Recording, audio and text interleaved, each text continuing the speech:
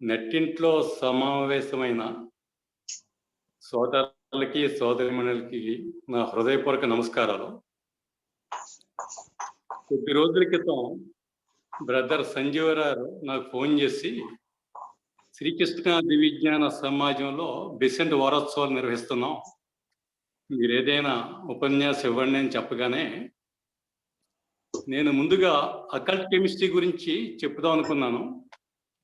కాకపోతే అది కొంచెం టఫ్ సబ్జెక్టు, అందరికీ అనుకూలంగా ఉంటుందో లేదో అని అకల్ట్ కెమిస్ట్రీ మీద ఆధారపడింది మన దివ్యజ్ఞాన సమాజం మూడో ఉద్దేశం. ఎందుకంటే అకల్ట్ కెమిస్ట్రీ దానికి ఒక ఎవిడెన్స్ లాంటిది. సో అంచేత నేను ఆ మూడో ఆబ్జెక్ట్ గురించి కొంచెం వివరంగా చెప్పాలనుకుని ఈ టాపిక్ని ఎన్నుకోవడం జరిగింది. ముఖ్యంగా ఈ మూడో ఆబ్జెక్ట్ ఏంటి? To investigate unexplained laws of nature and powers latent in the man. అవ్యక్తంగా ఉన్న ప్రకృతి ధర్మాల్ని, మనిషిలో ఉన్న అంతర్గత శక్తుల్ని పరిశోధించాలి.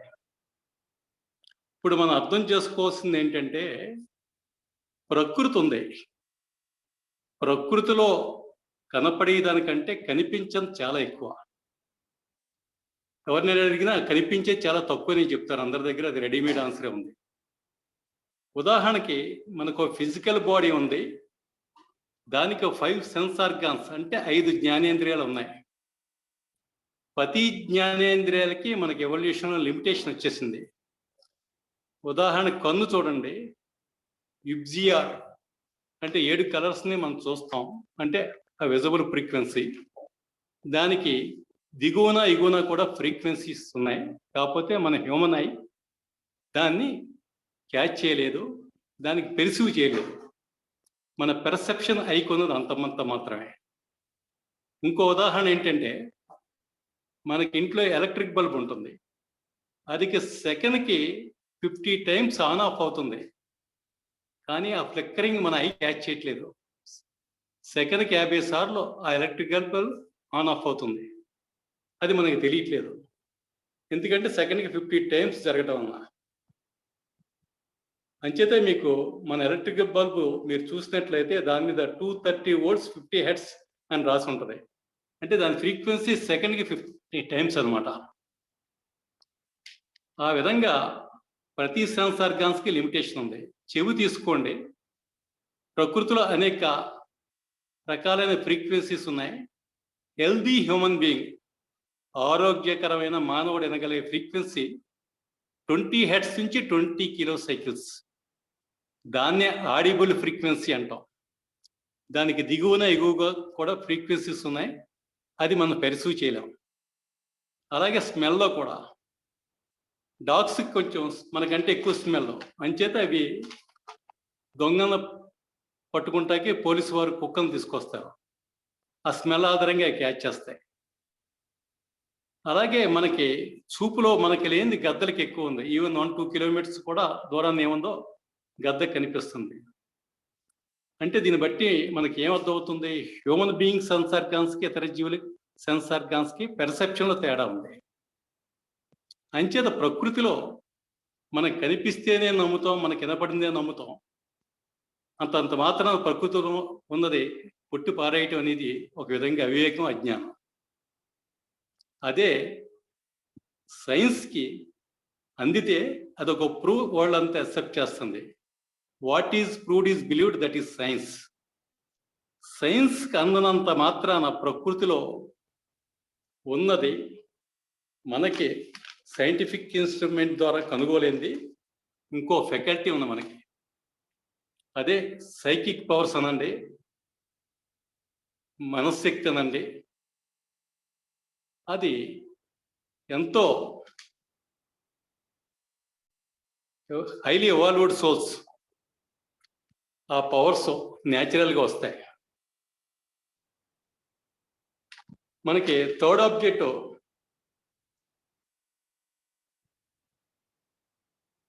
అంటే అందులో the third object of the theosophical society is to investigate unexplained laws of nature and powers latent in the man. దాని అర్థం ఏంటంటే మన హ్యూమన్ బీయింగ్స్ సెల్ఫిష్నెస్ నుంచి సెల్ఫ్లెస్ స్టేట్కి వెళ్ళాలి, స్వార్థం నుంచి నిస్వార్థం. అప్పుడు న్యాచురల్గా మనకి ఆ పవర్స్ అనుకున్నాయి, సోకాల్డ్ పవర్స్ లభిస్తాయి. The spiritual powers are latent in human being manifest naturally. ఎప్పుడు న్యాచురల్గా మేనిఫెస్ట్ అవుతాయి మనకి ఆ శక్తులు? ఎప్పుడు వస్తాయంటే మనిషి ప్యూరిఫికేషన్, మైండ్ బాగా ప్యూర్ అవ్వాలి. అంటే ఏ విధమైన సెల్ఫ్ సెంటర్డ్ యాక్టివిటీస్ లేకుండా ఉంటాం, అప్పుడు న్యాచురల్గానే మనకు వస్తున్నాయి. అకల్ట్ కెమిస్ట్రీ ఒక విధంగా మనకి లేటెంట్ పవర్స్కి ఎవిడెన్స్ లాంటిది, ఒక టెస్టిమోనీ, సాక్ష్యం. ఎందుకంటే డాక్టర్ అనీప్ సెంట్, సిడబ్ల్యూ లెడ్బేటర్ 1908లో వాళ్ళ ఒక అకల్ట్ పవర్ తోటి యాటంలో ఉన్నది కనుక్కున్నారు వాళ్ళు. మనకి చిన్న వస్తువే కనపడదు. ఉదాహరణకి ఆవగింజ కింద పడితే అది ఎక్కడుందో కూడా మనం కంటితోటి గమ్ముని చూడలేం, కనుగొనలేం. అటువంటిది ఒక ఆటం అంటే smallest particle of the element, మూలకంలో ఉన్న అతి చిన్న వస్తువు అది. ఆ లోపల ఏముందో వాళ్ళు స్టడీ చేశారు. వాళ్ళు స్టడీ చేసినప్పుడు ఏం జరిగిందంటే అటు డాక్టర్ బెసెంటు, ఇటు సిడబ్ల్యూ లెడ్బేటర్ ఇద్దరు కూడా వాళ్ళ యాటంని మ్యాగ్నిఫై చేయలేదు, అంటే పెద్దది కింద చేయలేదు. వాళ్ళ యొక్క కాన్షియస్నెస్ మైక్రో లెవెల్కి తీసుకెళ్లారు. దానివలన వాళ్ళకి యాటంలో ఏముందో కనపడింది. వాళ్ళ కాన్షియస్నెస్ మైక్రో లెవెల్కి తీసుకెళ్లారు. అది వారికి సాధ్యమైంది. వాళ్ళకి అదే ఆ క్లారివైంట్ పవర్ అనేది, క్లారి ఆడియన్స్ అనేది. వాళ్ళు బాగా ట్రైన్డ్ క్లారివైంట్స్ కాబట్టి వాళ్ళిద్దరూ చూసింది కూడా పోల్చుకునేవారు, పోల్చుకున్నది ఒకటి కిందే ఉండేది. ఆ విధంగా మనకి అకల్ట్ కెమిస్ట్రీ అనే పుస్తకం వచ్చింది. అది occult chemistry is the new branch of chemistry that stands as a evidence of latent human powers like clairvoyance and clairaudience. C W Leadbeater చెప్పారు, క్లార్వాయన్స్ డిఫైన్ చేస్తూ, clairvoyance as the power to see clearly what is hidden from ordinary physical sight. ఆ విధంగానే clairaudience is to hear clearly what is inaudible to the ordinary physical ear. అంటే అక్కడ వినపడతాం, కనపడతాం. అంటే మనకి కనపడింది, మనకి వినపడింది కూడా ఆ లేటెంట్ పవర్ ఎప్పుడైతే మనకి డెవలప్ అయిందో ఆర్ అన్ఫోల్డ్ అయిందో సహజంగానే మనకు ఆ పవర్స్ వస్తాయి. ఆ పవర్స్ తోటే వాళ్ళు మనకి అకల్ట్ కెమిస్ట్రీ అందించారు. ఆ లేటెంట్ పవర్స్ మనకు అందులో ఏముంది? అకల్ట్ కెమిస్ట్రీలో యాటమ్ ఉంది. అంటే మనకి ఇది థర్డ్ ఆబ్జెక్ట్ ఎక్స్ప్లెయిన్ చేసే ముందు అకల్ట్ కెమిస్ట్రీ గురించి బ్రీఫ్ ఇంట్రడక్షన్ అండి. యాటమ్ ఉంది, చాలా కాలం ఆ పరమాణువుని డివిజిబుల్ కాదు, అంతకంటే మనం ఇంకా విభజించలేమనేది చాలా కాలం జరిగింది. తర్వాత సైన్స్ డెవలప్ అయ్యాక యాటంలో కూడా ఉంది. యాటంలో సెంటర్ పార్ట్ న్యూక్లియస్, ఆ న్యూక్లియస్లో ఎలక్ట్రాన్స్, ప్రోటాన్స్ ఉన్నాయి. ప్రోటాన్స్కి పాజిటివ్ ఛార్జ్, న్యూక్లియస్లో ఎలక్ట్రాన్స్, న్యూట్రాన్స్ ఉన్నాయి. ప్రోటాన్స్కి పాజిటివ్ ఛార్జ్, న్యూట్రాన్స్కి నో ఛార్జ్. ఆ న్యూక్లియస్ చుట్టూ ఎలక్ట్రాన్స్ తిరుగుతూ ఉంటాయి. అది యాటంలో ఉన్న థియరీ. తర్వాత వాళ్ళు ప్రోటాన్ని 1963 వరకు ప్రోటానే అల్టిమేట్ పార్టికల్ అనుకున్నారు. దాన్ని ఫర్దర్ డివైడ్ చేయలేమని సైంటిస్ట్ 1963 వరకు తెలియలేదు వాళ్ళకి. అంతకంటే ఎంతో ముందు, అంటే 1895 వాళ్ళు అకల్ట్ కెమిస్ట్రీ అది ఇన్వెస్టిగేషన్ చూసినప్పుడే వాళ్ళు ప్రోటానే కాదు, ప్రోటాన్ కూడా డివిజిబుల్, అందులో 3 పార్ట్లు ఉంటాయి, అలాగే న్యూట్రాన్లో కూడా 3 పార్ట్లు ఉంటాయి అని చెప్పి దానికి ట్రయాడ్ ఆర్ ట్రిపులెట్ అని పేరు పెట్టారు. తర్వాత మరి ఆ ట్రయాడ్ ట్రిపులెట్ కూడా ఫర్దర్ ఇంకో 3 పార్టికల్స్ కింద డివైడ్ చేయొచ్చు అని చెప్పి దానికి అల్టిమేట్ ఫిజికల్ యాటమ్ అని పేరు పెట్టారండి, యూపీఏ. అది సైన్స్కి ఇంకా అందలేదు. ట్రయాడ్ ట్రిపులెట్ వరకు తర్వాత 63లో సైన్స్ గుర్తించింది దాన్ని. ఎప్పుడో మన వారు అకల్టిజం ద్వారా ఆ అకల్ట్ పవర్ తోటి వాళ్ళు చెప్పడం జరిగింది. అంటే ఇప్పుడు నిన్న కూడా వక్త స్పీకర్ నిన్న చెప్పినప్పుడు మనకి ప్లేన్స్ గురించి చెప్పారు. Physical plane, astral plane, mental plane and so on. ఇప్పుడు మనం ఫిజికల్ ప్లేన్ ఉన్నాం. ఫిజికల్ ప్లేన్లో 7 సబ్ ప్లేన్స్ ఉన్నాయి. వినపడుతుంది కదండి? వినపడుతుందండి? వినపడతాం సార్, చెప్పండి. 7 సబ్ ప్లేన్స్ ఉన్నాయి ఫిజికల్ ప్లేన్లో. మన సైంటిస్టులు గుర్తించింది ఏంటంటే సాలిడ్స్, లిక్విడ్స్, గ్యాసెస్, ఈ 3. సాలిడ్, లిక్విడ్ మనకు కనపడుతుంది, గ్యాసెస్ కనపడదు. అకల్ట్ కెమిస్ట్రీ ద్వారా మన వాళ్ళు ఏం చెప్పారంటే 4 మోర్ స్టేట్స్ ఉన్నాయని చెప్పి, ఆ 3 కాక ఈ 3 మనకి సైన్స్ కన్నీ 3తో పాటు 4 సబ్ స్టేట్స్ కూడా వాళ్ళు చెప్పారు.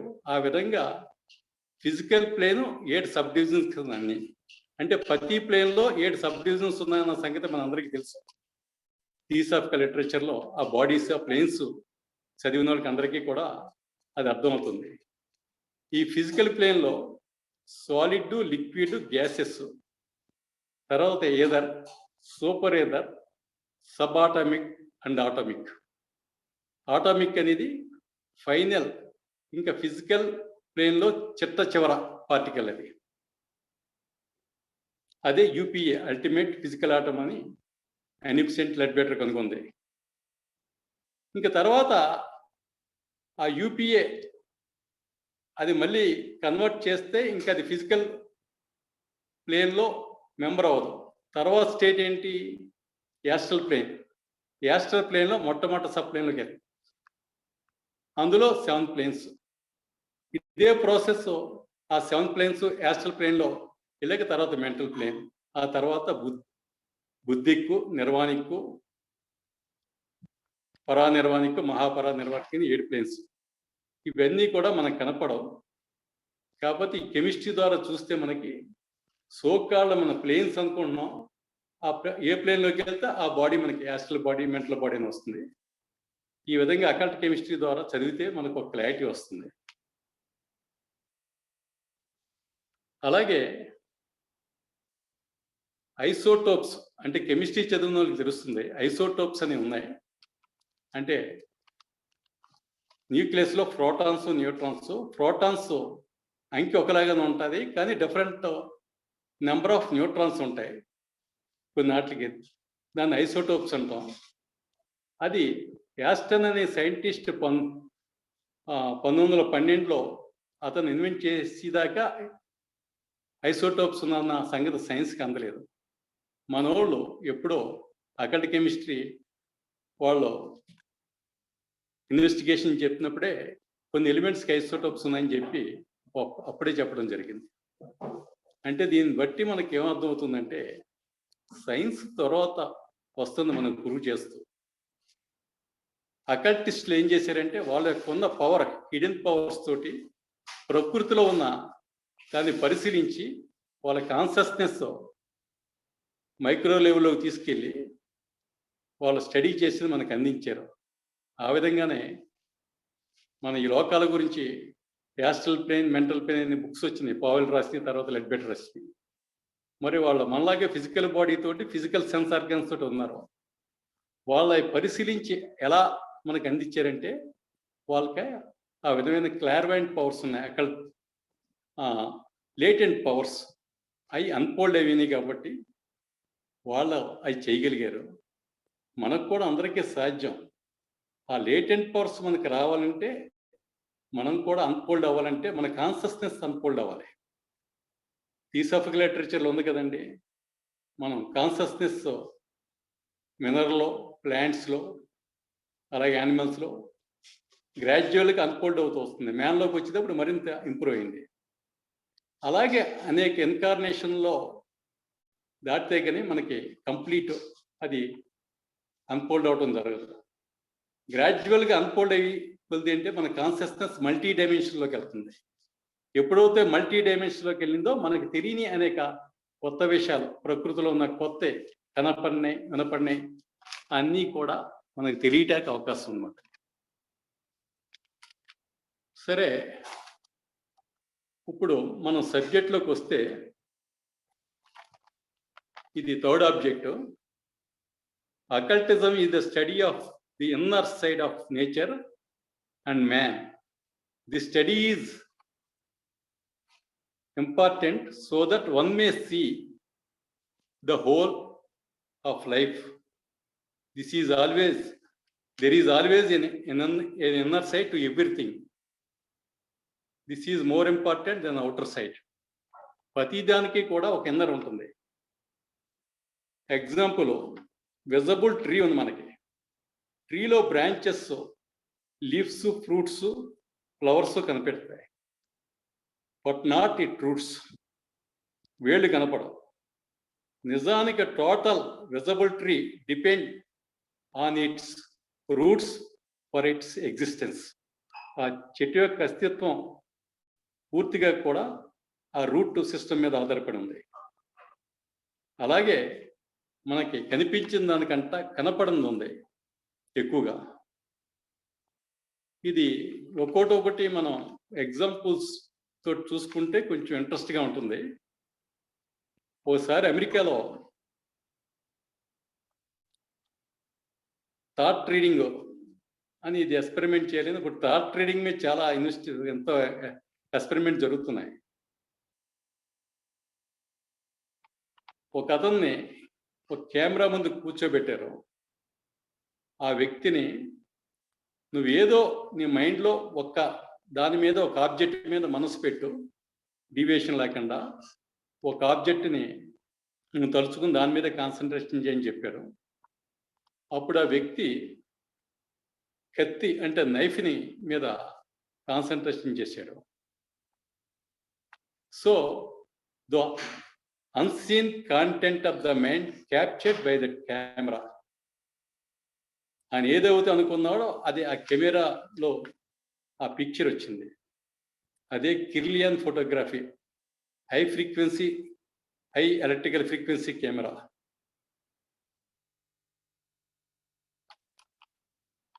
అంటే ఇవన్నీ కూడా మనకి సైన్స్ ద్వారా ఒక్కోటి బయటకు వస్తుందని అర్థమవుతుంది. అలాగే మనకి థియాసఫీలో నిన్న కూడా వచ్చింది ఈ టాపిక్. మనకి ఫిజికల్ బాడీ ఉంది, దానికి కౌంటర్ పార్ట్ ఏంటి? Etheric double. ఎదరిక్ డబుల్నే మనం ప్రాణామయ కోసం ఉంటాం, కానీ మనకు కనపడదు. ఎందుకంటే సెటిల్ మ్యాటర్ అది బాగా సూక్ష్మం, మనం కంటికి కనపడవు. కాకపోతే ఒక కిరో యూనివర్సిటీ, స్టేట్ యూనివర్సిటీలో ఏం జరిగిందంటే ఎలక్ట్రాన్ మైక్రోస్కోప్ ద్వారా దాన్ని చూశారు. దాన్ని మనం ఏదైతే ప్రాణామయ కోసం అనుకుంటున్నామో అది గుర్తించారు సైంటిస్టులు. ఏ గ్రూప్ ఆఫ్ బయోఫిజిక్స్ అండ్ బయోకెమిస్ట్స్ వాళ్ళు కిరో స్టేట్ ఆఫ్ యూనివర్సిటీలో ఎక్స్పెరిమెంట్ చేశారు. అది దానికి ఏం పేరు పెట్టారంటే బయలాజికల్ ప్లాస్మా బాడీని పెట్టారు. Biological plasma body. మన వాళ్ళు ఎప్పుడో దాన్ని ఎదరిక్ డబుల్, సాంస్క్రిట్లో దానికి ప్రాణాయామం కోసం. అంటే ఒకప్పుడు మనం చెప్పుకున్నది కంటితో చూసి ఒక పరికరం వచ్చింది మనకి, ఎలక్ట్రాన్ మైక్రోస్కోప్. అది కూడా మనకి దాని ద్వారా కూడా కరెంట్ క్లోజ్డ్ సర్క్యూట్ ఇచ్చామనుకోండి, సపోజ్ ఓ బ్యాటరీ, ఓ బల్బు స్విచ్ పెట్టుకుని స్విచ్ ఆన్ చేయగానే సర్క్యూట్ క్లోజ్ అవుతుంది. నెగిటివ్ టెర్మినల్ బ్యాటరీ నుంచి ఎలక్ట్రాన్స్ పాస్ అయ్యి ఆ బల్బు ద్వారా తిరిగి పాజిటివ్ టెర్మినల్కి వస్తాయి. ఆ ఎలక్ట్రాన్స్ మనకు కనపడుతుంది. స్విచ్ ఆన్ చేసినప్పుడు ఒక ఆర్డర్లు వెళ్తాయి. అదే స్విచ్ క్లోజ్ చేసినప్పుడు అది మామూలుగా న్యూట్రల్గా ఉంటాయి. అంత పవర్ఫుల్ మైక్రోస్కోప్ అది. దాని ద్వారానే వాళ్ళు బయలాజికల్ ప్లాస్మా బాడీ, అదే ఏథరిక్ డబుల్ ప్రాణాయామ కోశాన్ని చూడటం జరిగింది. అలాగే లేటెంట్ పవర్స్లో సైకాగ్నిసిస్ ఉంది. సైకాగ్నిసిస్ అంటే with the help of mental power we can move physical objects. మనశ్శక్తి తోటి భౌతిక వస్తువుల్ని మూవ్ చేయొచ్చు మనం వితౌట్ టచింగ్ దట్ ఆబ్జెక్ట్. ఆ ప్రక్రియ కూడా, ఆ ఫెనామినం కూడా ఉంది. దాన్నే సైకాగ్నిసిస్ అంటారు. ఓసారి ఏం జరిగిందంటే, గ్లాస్ టంబ్లర్, గాజు గ్లాస్ని దూరంగా పెట్టారు. దాన్ని చేత్తోటి దాన్ని ముట్టుకోకుండా చెయ్య అలా తిప్పడం ద్వారా కాసేపటికి, అంటే కాన్సన్ట్రేషన్, అదంతా మెంటల్ పవర్, ఆ గ్లాస్ బ్రేక్ అయింది, బద్దలైంది. తర్వాత ఒక బల్బు ఒక దాంట్లో పెట్టి క్లోజ్ చేసి స్విచ్ దూరంగా, ఆ స్విచ్ పక్కనే ఉంది. ఒక అమ్మాయి చేత స్విచ్ టచ్ చేయకుండా బల్బు ఆన్ ఆఫ్ అనేక సార్లు చేయడం జరిగింది. ఇదంతా కూడా మెంటల్ పవర్ తోటి, వితౌట్ టచింగ్ ద స్విచ్ కానీ అది కానీ, మెంటల్ పవర్ తోటి ఫిజికల్ ఆబ్జెక్ట్ని మూవ్ చేయొచ్చు అనేది దీని ద్వారా ప్రూవ్ అవుతుంది. ఆ ప్రక్రియనే సైకాగ్నిసిస్ అంటాం. ఎంత పవర్స్ లేటెంట్ అన్న మ్యాన్ అని దాంట్లోకి వస్తుంది. ఇది మామూలుగా థర్డ్ ఆబ్జెక్ట్ అనుకుంటాం మనం, ఫస్ట్ అండ్ సెకండ్ ఆబ్జెక్ట్స్ గురించి చెప్పుకుంటాం, కానీ థర్డ్ ఆబ్జెక్ట్లో చాలా ఉంది. మనం రోజుగా ఆలోచిస్తే సైంటిఫిక్గా మన వాళ్ళు ఊరికే ఒక ఓళ్ళలో చెప్పింది చూస్తే ఆ పవర్స్ ఎలా ఉన్నాయో మనం ఎప్పుడు సాధ్యం అవుద్ది మనకి, ఆ వెనకాల సైన్స్ ఎలా నిరూపిస్తూ వస్తుందని.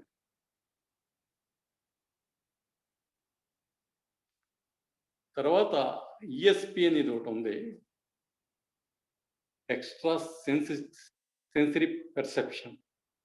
అంటే పంచ జ్ఞానేంద్రియాలకు అందంది, దానికి అతీతంగా ఉన్నది, అతీతంగా ఏముందో కూడా ఈఎస్పి ద్వారా మనం తెలుసుకోవచ్చు. అది కూడా మనకి పవర్స్ లేటెంట్, ఈ సైకిక్ పవర్స్ కింద వస్తుందన్నమాట. మళ్ళాగా పూర్తిగా ప్యూరిఫై అయిన వాళ్ళకి పవర్స్ రావు. ఒకప్పుడు మనలాగా ఉండి వాళ్ళ కాన్షియస్నెస్ అన్ఫోల్డ్ అయ్యి ప్యూరిఫై అయిన వాళ్ళకి సహజంగానే పవర్స్ వస్తాయి. పవర్స్ గురించి ఎక్వైర్ చేయడానికి చేస్తే మనకు వచ్చేది కాదు. మనం ఎంత ప్యూరిఫికేషన్, ఎంత మనం ప్యూరిఫై ఉన్నాం దాన్ని బట్టి ఆ పవర్స్ మనకి సహజంగానే లభిస్తాయి. ఈఎస్పి అంటే మనకి ఎక్స్ట్రా సెన్సరీ పెర్సెప్షన్, అంటే without use of the senses. అదే clairvoyance, clear audience, telepathy, precognition. Telepathy అంటే తెలుసు కదా మీకు, ఎక్కడో దూరం ఉన్న వాళ్ళతోటి మనం కమ్యూనికేట్ చేయటం, కానీ అలాగే దూరం నుంచి చూడటం క్లార్వాయన్స్ ద్వారా. క్లియర్ ఆడియన్స్, ఇప్పుడంటే మన సెల్ ఫోన్ వచ్చింది, మన చెవికి extension cell phone. Without help of mobile phone are cell phone దూరంగా ఉన్న వాళ్ళతో కమ్యూనికేట్ చేయొచ్చు. అంటే ఒక వ్యక్తి కాశ్మీర్లోను, ఇంకొక వ్యక్తి కన్యాకుమారిలో ఉంటే వాళ్ళిద్దరి మధ్య there is no any mobile phone. ఒక సేజ్ ఎవరైనా ఒక మెసేజ్ అతను పంపిస్తే తిరిగి అతను మళ్ళీ వస్తే చెవికి అందుకునేది. అది ఏ విధమైన కమ్యూనికేషన్ ఒక ఇన్స్ట్రుమెంట్ అలా మధ్య ఏమీ లేదు. అది ఇవన్నీ కూడా ఈఎస్పి కింద వస్తాయి. ఇదంతా కూడా మనకి the belonging to the science of parapsychology. పారాసైకాలజీని సైన్స్ కింద ఇవన్నీ వస్తాయి మనకి. ఒకసారి ఎవరైనా మనకు గుర్తుంటే, ఎవరికైనా గుర్తుందో లేదో, అడయార్లో ఇంటర్నేషనల్ కన్వెన్షన్ జరుగుతుంది. అందులో ఒక సైన్స్ లెక్చర్ కూడా ఉంటుంది. ఆ లెక్చర్కి యూజువల్గా పెద్ద సైంటిస్ట్, ఐఐటి నుంచి కానీ పెద్ద యూనివర్సిటీ నుంచి, అటు స్పిరిచువల్గా ఇంట్రెస్ట్, అటు సైన్స్ కూడా ఇంట్రెస్ట్ ఉన్న వాళ్ళని పిలవటం సహజంగా జరుగుతుంది. ఆ విధంగా ఇప్పుడు ఆంధ్ర యూనివర్సిటీ వైస్ ఛాన్సలర్ కోనేరు రామకృష్ణారావుని ఇన్వైట్ చేశారు. ఆయన సబ్జెక్ట్ పారాసైకాలజీ. చాలా విషయాలు చెప్పారు ఆయన.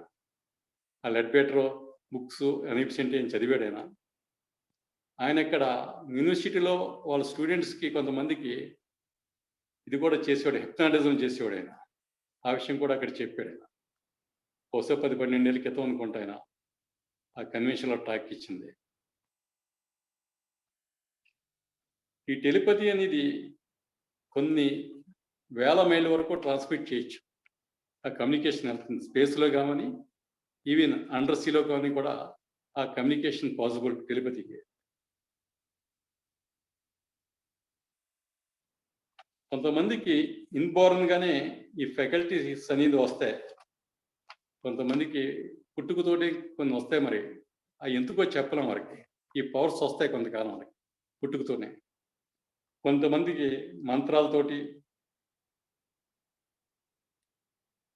ఈ చాంట్స్ తోటి అవి కూడా ఉన్నాయి.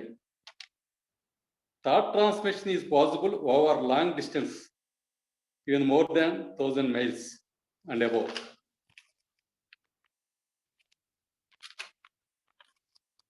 కాబట్టి మనకి ఈఎస్పిలో ఎక్స్ట్రా సెన్సరీ పెర్సెప్షన్లో టెలిపతి, ప్రికాగ్నిషన్, క్లార్వాయన్స్, క్లారాడియన్స్ ఇవన్నీ కూడా అనేక లేటెంట్ పవర్స్. దాని ద్వారా చాలామంది మన సేజెస్ కానీ, హైలీ ఇవాల్వ్డ్ సోల్స్ వీళ్ళంతా కూడా వాళ్ళు స్టడీ చేసి మన థియోసాఫికల్ లీడర్సే చాలామంది కొన్ని బుక్స్ కూడా అందించారు. అనిబ్సెంట్, లెడ్బెటర్, తర్వాత హాడ్సన్, జాఫ్రీ హాడ్సన్, ఇటువంటి వాళ్ళంతా. మన కృష్ణమూర్తి గారిని అడయార్ బీచ్లో ఆడుకుంటే లెడ్బెటర్ ఆయన పెద్ద క్లారివెంట్ కదండి. ఆయన ఆరా చూసి ఈ బాయ్ గొప్ప వరల్డ్ టీచర్ అవుతాడని చెప్పాడు. ఇప్పుడు ఆయనకి ఇంచుమించు 9-10 ఏళ్ళు ఉన్నప్పుడు జడ్డ కృష్ణమూర్తి చిన్నపిల్లడు. మరి ఆయన చెప్పినట్టుగానే అంతటా వాడేడు కృష్ణమూర్తి.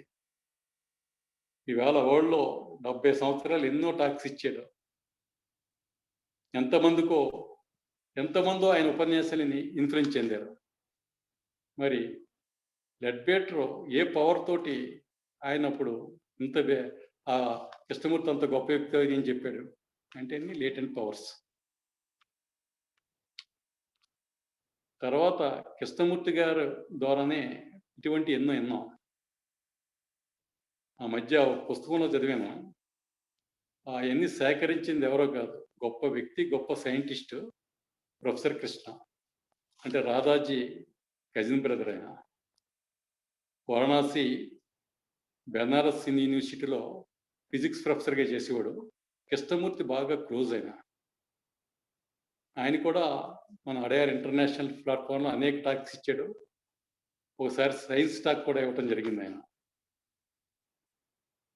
ఆయన కృష్ణమూర్తి తోటి బాగా సాన్నిహిత్యంతో ఇంటర్వ్యూ చేసి ఈ పుస్తకం రాయాలనుకుని ఓ బుక్ రాశాడు ఆయన. ఇంచుమించు సుమారు ఒక 7-8 సంవత్సరాలు అవుతుంది రిలీజ్ అయ్యి. ఈ జవల్ ఆఫ్ సిల్వర్ ప్లాటర్ ఏదో ఉందని పేరు. అందులో రాధాబర్ణియాన్ని, అచ్యుత్ పట్వర్ధన్, విమలా తక్కర్ ఇటువంటి వాళ్ళు ఎవరైతే కృష్ణమూర్తితో క్లోజ్ ఉందో వాళ్ళందరినీ కూడా ఆయన ఇంటర్వ్యూ చేశాడు. అందులో చాలా ఆసక్తికరమైన ఇటువంటి లేటెంట్ పవర్స్ గురించి ఎన్నో విషయాలు ఆ పుస్తకంలో ఉన్నాయి. చాలామంది అది ఎవరైనా ఉంటే చూడొచ్చు కూడా, లేకపోతే తీసుకోవచ్చు, మన అడయార్లో కూడా అవైలబుల్ అవి. ఒకసారి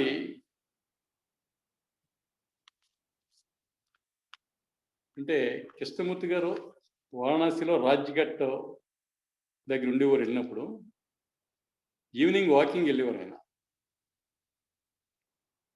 వాకింగ్కి వెళ్ళినప్పుడు ఎవరితో వాకింగ్ వెళ్ళేవారంటే అగ్రికల్చర్ కాలేజీ ప్రిన్సిపల్ ఒక ఆయన ఉండేవాడు. వాళ్ళిద్దరు కలిసి డైలీ వాకింగ్ వెళ్ళారు ఈవినింగ్. ఒకసారి ఇక్కడ మామిడి తోట వేసాం, కాయలు కాయట్లేదు, అవి తీసేసి వేరే వాటికి డెవలప్ చేద్దాం అనుకుంటున్నామని కృష్ణమూర్తి గారితో చెప్పాడు ఆయన. అప్పుడు ఆయన ఏమి చెట్టు కొట్టొద్దు అలా ఉంచామని చెప్పాడు. సరే కృష్ణమూర్తి గారు చెప్పారని ఆయన డ్రాప్ చేసుకున్నాడు ఆ ప్రపోజల్. తర్వాత చెట్టు దగ్గరికి వెళ్ళి ఈయన ఏం కమ్యూనికేట్ చేశాడో ఆ సంవత్సరం విపరీతమైన పూత పూసి కాయలు బాగా కాస్తాయి. అంటే దాన్ని బట్టి ఏమవుతుందంటే we can communicate to the trees. ఏదో సమ్ యూనివర్సల్ లాంగ్వేజ్ అనేది ఉందని అర్థమవుతుంది. తర్వాత ఇంకోసారి ఇంకో మిరాకిల్ జరిగింది. వాళ్ళిద్దరూ వాకింగ్కి వెళ్ళి గంగా నది ఒడ్డున గట్టంట వెళ్ళి తిరిగి వస్తున్నప్పుడు ఓ చోట కృష్ణమూర్తి గారు ఆగారు సడన్గా. ఆగి బుద్ధుడు, గౌతమ బుద్ధుడు బుద్ధగయలో రావి చెట్టు కింద ఎన్లైట్మెంట్ అయ్యాక తిరిగి వస్తున్నప్పుడు ఇక్కడే ఆయన కూర్చుంటం జరిగిందని చెప్పి ఆ ప్లేస్ చూపెట్టాడు కృష్ణమూర్తి గారు ప్రిన్సిపల్కి. అది సుమారు 2500 సంవత్సరాల క్రితం జరిగింది. కృష్ణమూర్తి గారు ఏ పవర్ తోటి చెప్పారనేది ఈ సందర్భంగా మనం అర్థం చేసుకోవాలండి. ఎన్ని లేటెంట్ పవర్స్ మనిషిలో ఉన్న లేటెంట్ పవర్స్కి ఉదాహరణలు.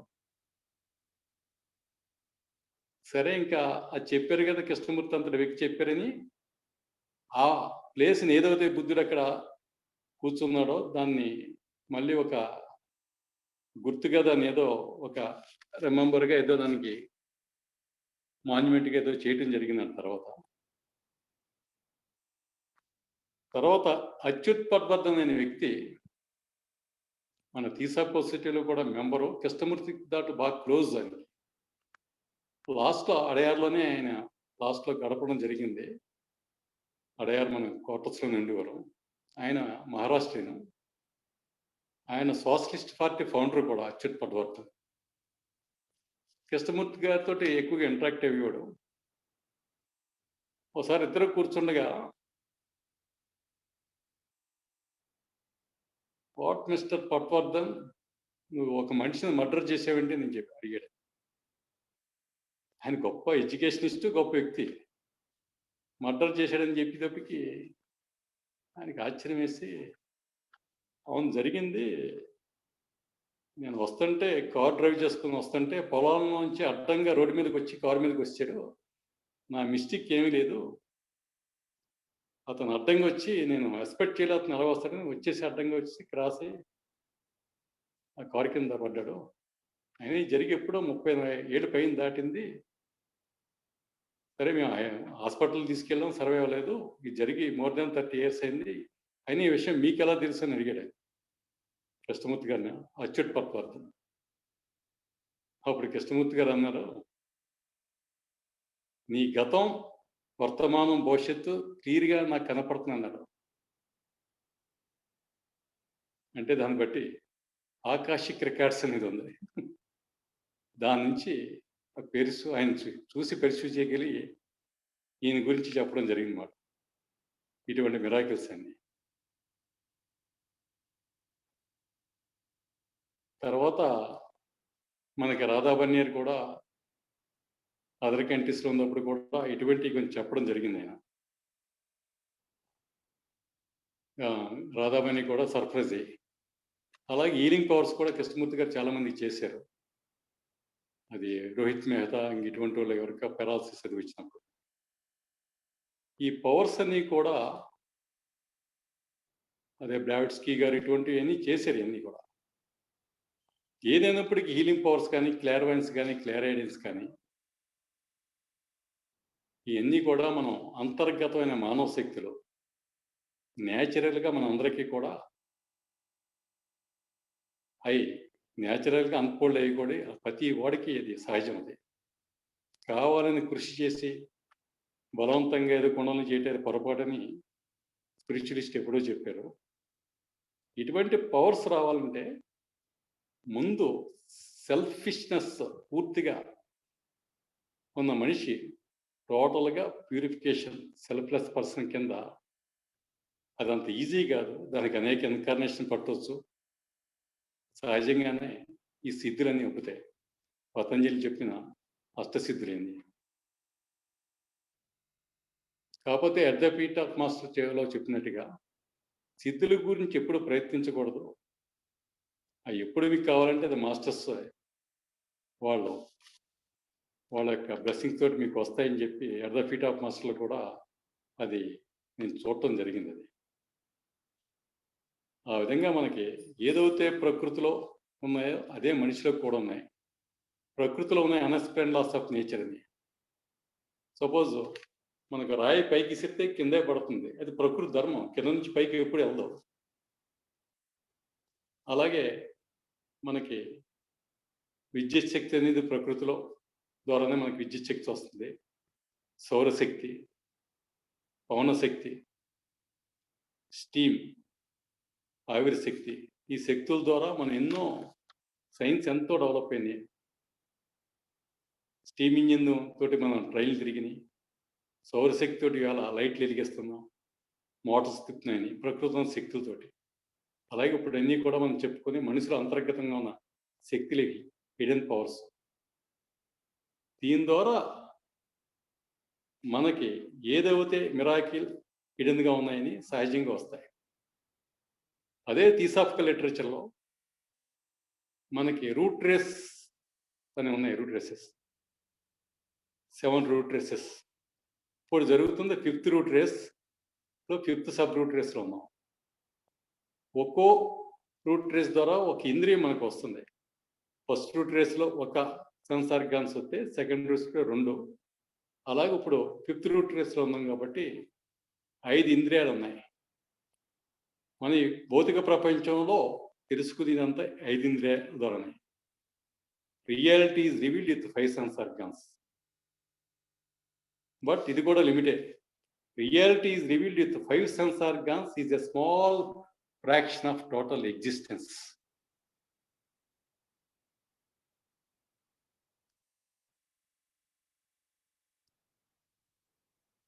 కాబట్టి ఈ 5th రూట్ రేస్లో 5 ఇంద్రియాలు వచ్చినాయి.